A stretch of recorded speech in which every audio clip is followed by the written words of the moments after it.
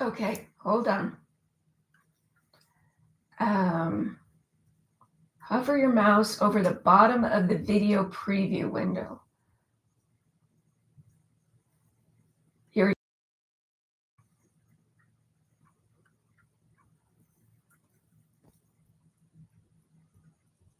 Oh, Lord. Public.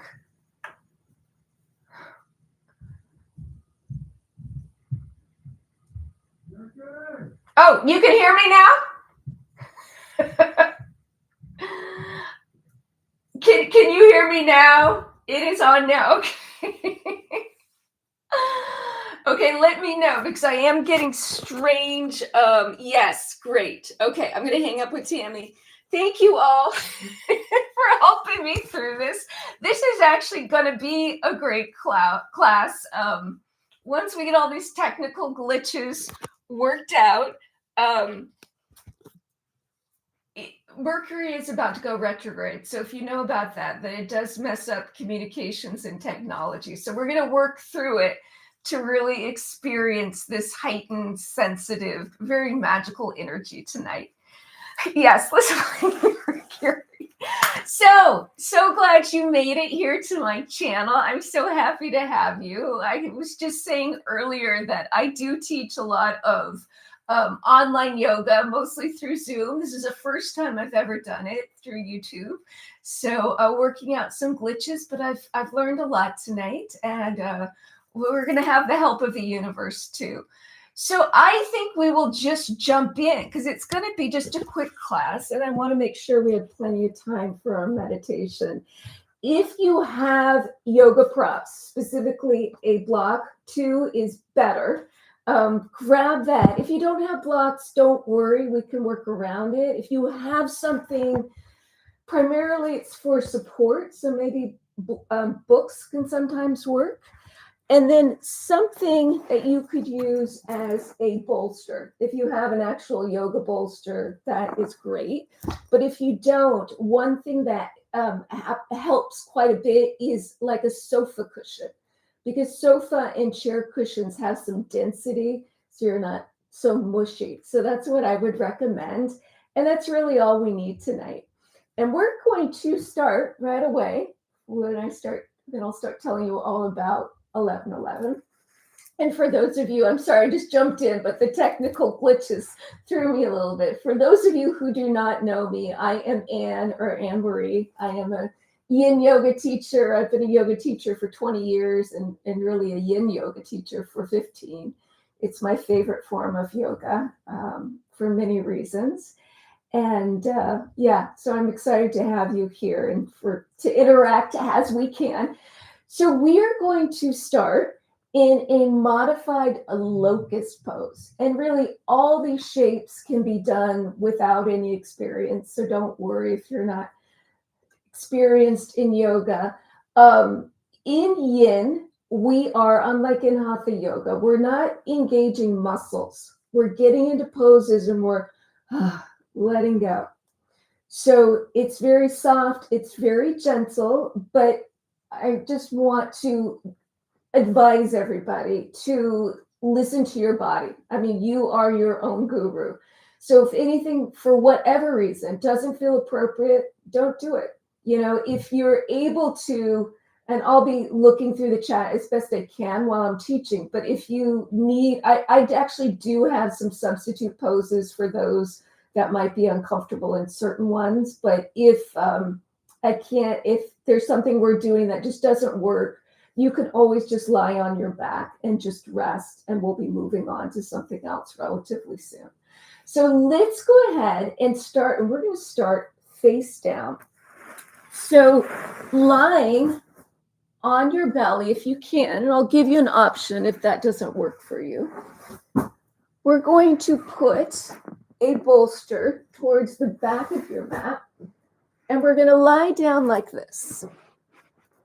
You're just going to rest your shins on the bolster, and then you're going to make a pillow with your forearms, sort of I Dream of Jeannie arms, and just rest the head straight down. Okay, So some of you may recognize this shape from Hatha. Locust we usually do without a prompt.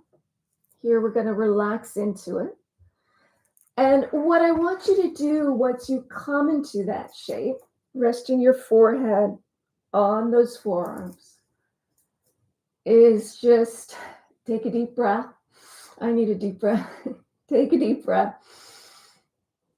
and let it go. I don't know how your day was. It was a very beautiful day here in Portland, Oregon, but there's a lot going on in the world, so as well as probably in your own life. So let's just take a few deep breaths to start to come into our body. Let this day go and just arrive here in this space. So as you as you inhale, I want you to push your belly into the floor. And as you exhale, gently draw your belly button back towards your spine, not aggressively, just lightly. And as you push down, just connecting with the earth, as you exhale and drop, feel that you're healing, nurturing, and stabilizing energy of the earth. Because we're going to go out into the stratosphere tonight. So we want to start really grounded. Now, if for any reason it's uncomfortable for you to lie on your belly, you can lie on your back. This is what I have my students do.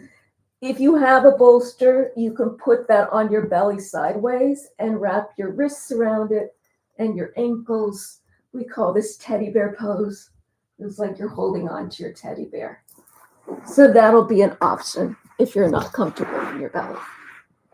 Okay. So just continuing to breathe with that intention, inhaling, pushing into the earth, connecting with the ground. Exhale, drawing in that strong, supportive, solid energy. Okay. And several breaths like that. Arriving, letting go. And coming into that receptive yin place. No more doing. This is your time to just receive.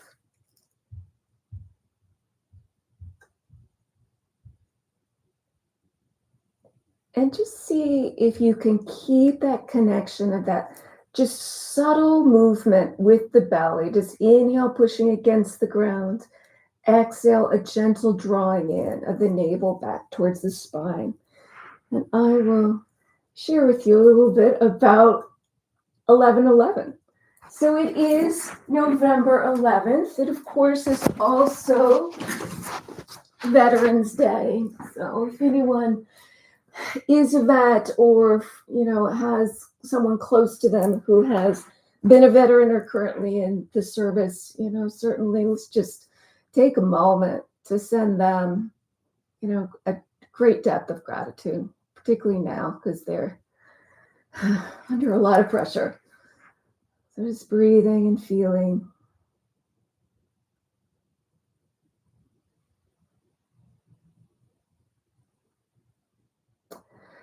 So 11/11 is an energy. I don't know if you had a chance to see my preview video, but in energy-based systems like yoga, Taoism, Chinese medicine, everything in the universe is perceived as energy, meaning it's a vibration.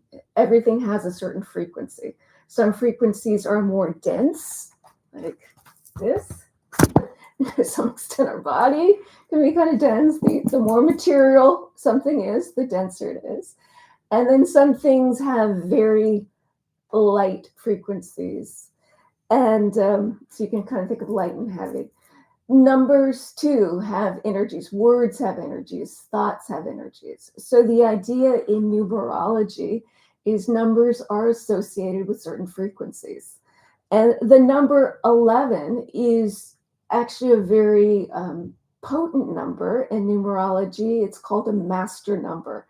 So most of the time you look at the numbers 1 through 9 because you're always reducing numbers to its lowest one digit, except for the numbers that have the same digit twice, like 11, 11, 22, 33. Those are called master numbers.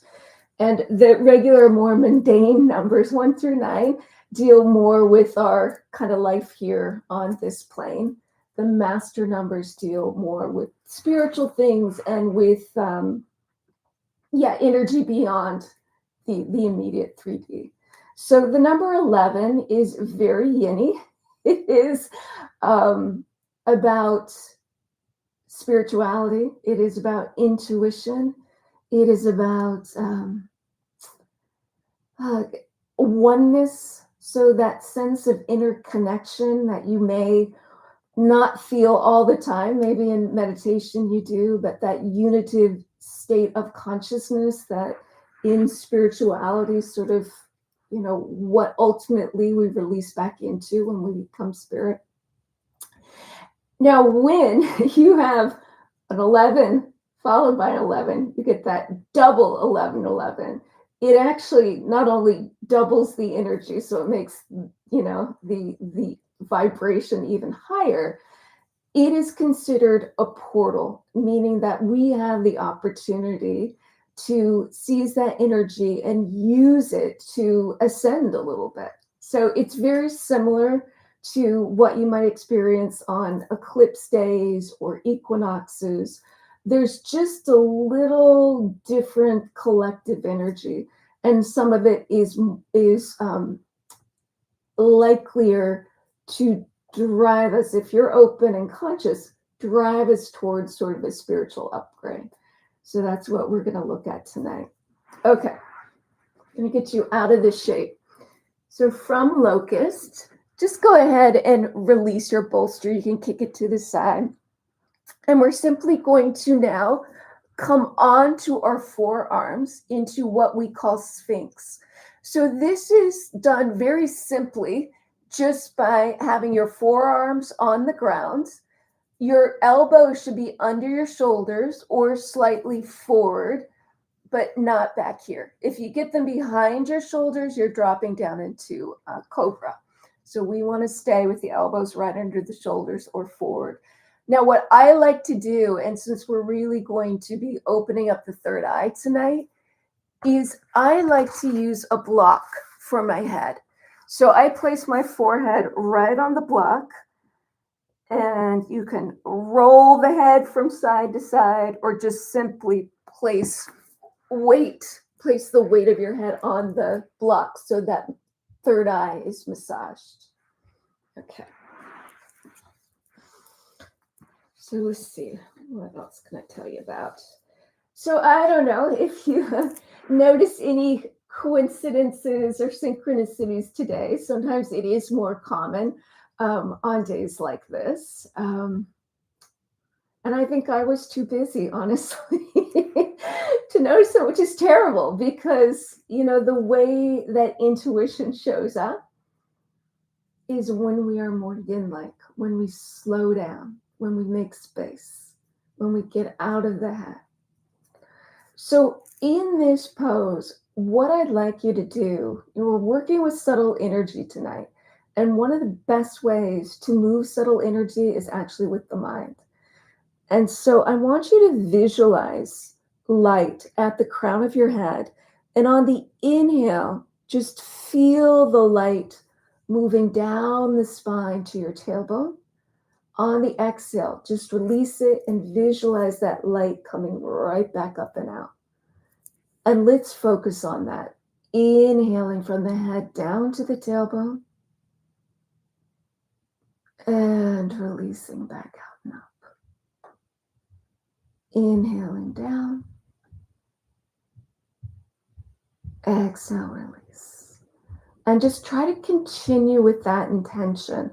Pulling energy down into the body. Exhale, letting it release back up. So we're literally giving the spine an energetic massage. And try that for about 8 breaths.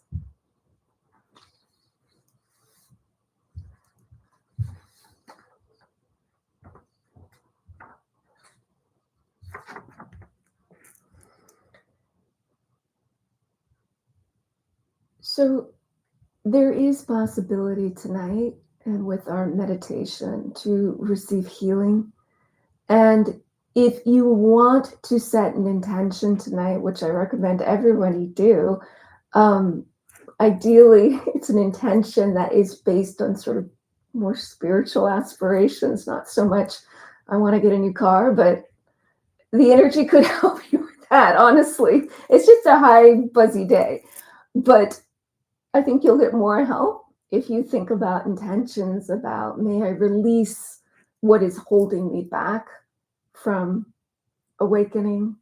Um, may I be able to embody my full spiritual power, which is not egoic power, which is what we're seeing all in the collective, particularly in America. Spiritual power is that power of presence. Things like that would be ideal tonight.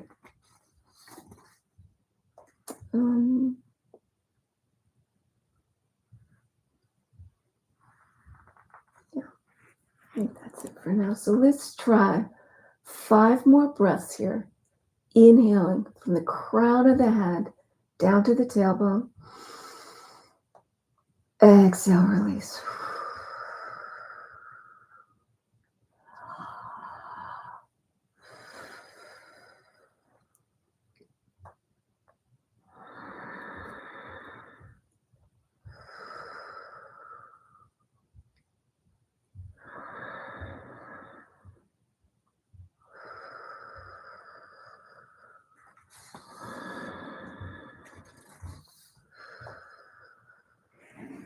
Okay. Now, from Sphinx, you can stay right here in Sphinx. If you'd like to come up to seal pose, seal is done on your hands. So from the forearms, you just come up onto your hands. The only real engagement that I do is pressing down and slightly forward, down into the ground and slightly forward with my hands. That can keep the shoulders down so you're not up here.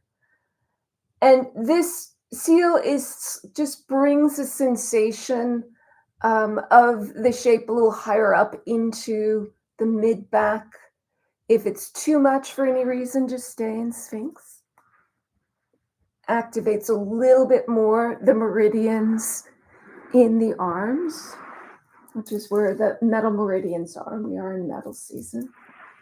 So either shape. Let's take about 5 more breaths.